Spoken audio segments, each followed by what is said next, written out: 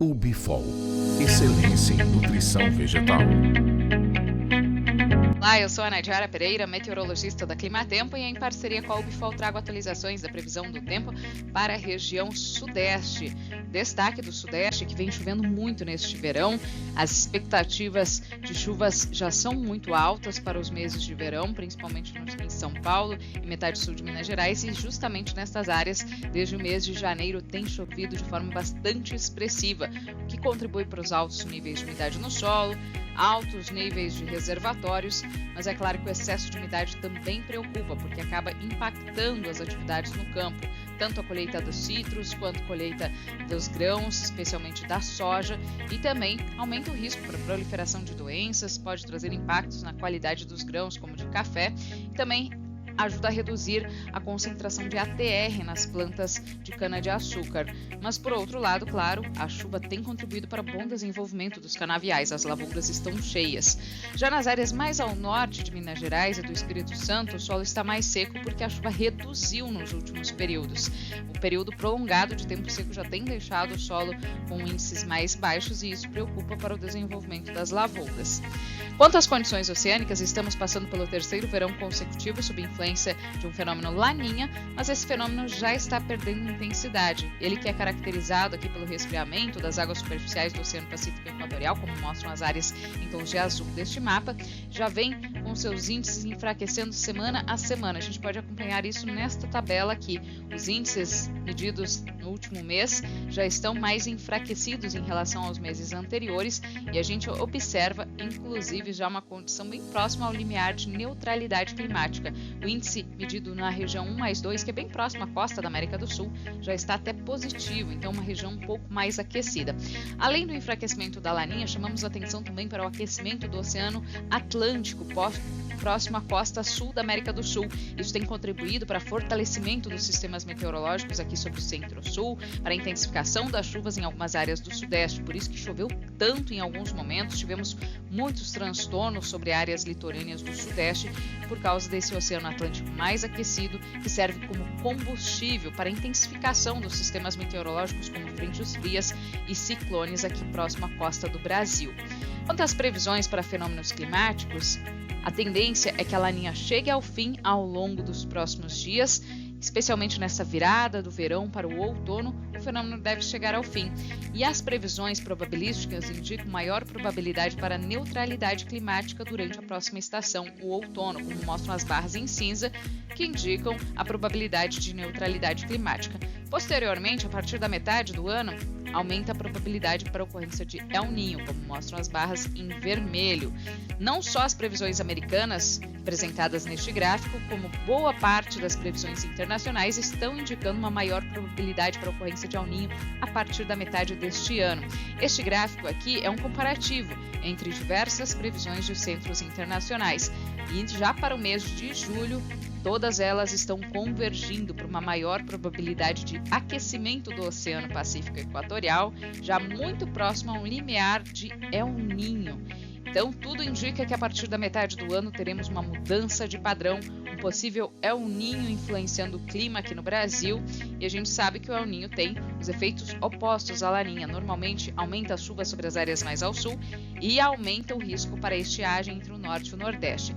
No sudeste, o que o fenômeno El Niño proporciona é uma atmosfera mais quente, então diminui o risco de extremos de frio durante o inverno e também diminui o risco de atraso no retorno das chuvas durante a primavera. Então, possivelmente poderemos ter um padrão bem diferente no decorrer do segundo semestre de 2023. Agora vamos acompanhar quais são as expectativas de distribuição de chuva e temperatura para o próximo trimestre. Mês de março, que é marcado pela transição do verão para o outono, já costuma ser um mês mais seco no sudeste, deve ter chuvas acima da média sobre as áreas mais ao norte da região.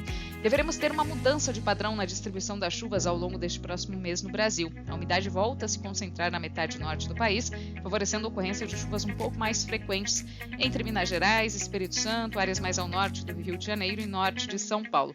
Isso não significa um mês muito chuvoso, porque março já costuma ter uma média de precipitação mais baixa nestas áreas, mas teremos sim frequência maior de episódios que inclusive podem impactar atividades de colheita. Já em grande parte do estado de São Paulo, extrema extremo sul de Minas Gerais, a expectativa é de chuvas entre a média ou abaixo da média. Quanto mais ao sul de São Paulo, maior o risco para déficit de precipitação. Essa redução das chuvas em São Paulo ainda não deve impactar o desenvolvimento das lavouras, porque o solo está com bons níveis de umidade. E, por outro lado, essa redução das chuvas, os maiores períodos de tempo aberto devem ser favoráveis às atividades de colheita, ao avanço da colheita da soja e também até o início do corte de moagem da cana-de-açúcar. Em abril, a gente pode acompanhar que a expectativa é de uma condição mais próxima da normalidade ou de chuvas abaixo da média. Nestas áreas em tom de amarelo, ligeiramente aqui abaixo da média nestas áreas em tom de amarelo mais fraco. Então, abril já costuma ser um mês bastante seco, promete ser dentro da normalidade ou com chuvas abaixo da média. Então, a umidade tende a reduzir no solo, isso preocupa para aquelas áreas que têm milho segunda safra, ainda não devem sentir tanto no mês de abril, mas por outro lado, essa redução da chuva é favorável para o avanço da moagem da cana-de-açúcar, das atividades de colheitas de grãos da safra verão. Para o mês de maio, uma condição bem parecida. Maio também, um mês que costuma ser bastante seco, com baixas condições para chuvas. Então, baixa probabilidade, a chuva deve ocorrer de forma bastante espaçada ao longo deste outono. A tendência é que o mês de maio seja mais seco do que o normal em grande parte do sudeste, exceto nas áreas mais ao sul e oeste de São Paulo, que eventualmente devem receber alguns episódios de chuva. Quanto às temperaturas, para o mês de março, expectativa de temperaturas mais próximas da normalidade. A gente já deve começar a observar uma oscilação, principalmente da temperatura mínima, com a chegada do outono. Eventualmente teremos a entrada de um ar mais frio, que provocará madrugadas mais frias. E temperaturas máximas, por enquanto, mais amenas. Não tem previsão para calor extremo neste próximo mês, assim como a gente teve um verão um pouco mais ameno em grande parte do período. Março também deve ter temperaturas mais próximas da normalidade. Abril já deve ter temperaturas um pouco mais baixas durante as madrugadas, sem extremos ainda de temperaturas mínimas, e máximas que devem ficar um pouco mais elevadas no interior do Brasil por conta da intensificação do período seco. Então, áreas mais a oeste de São Paulo e o Triângulo Mineiro podem ter temperaturas mais elevadas, mas grande parte da região com temperaturas mais amenas no decorrer deste mês.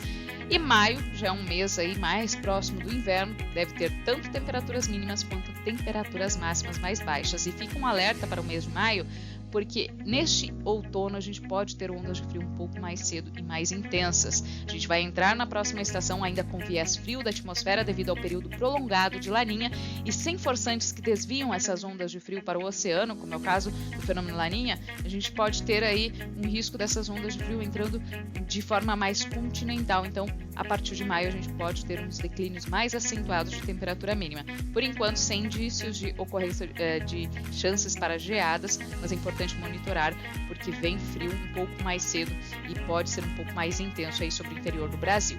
Esses são os destaques da previsão do tempo de hoje. Eu volto no próximo mês com novas atualizações. Até mais! UbiFol, excelência em nutrição vegetal.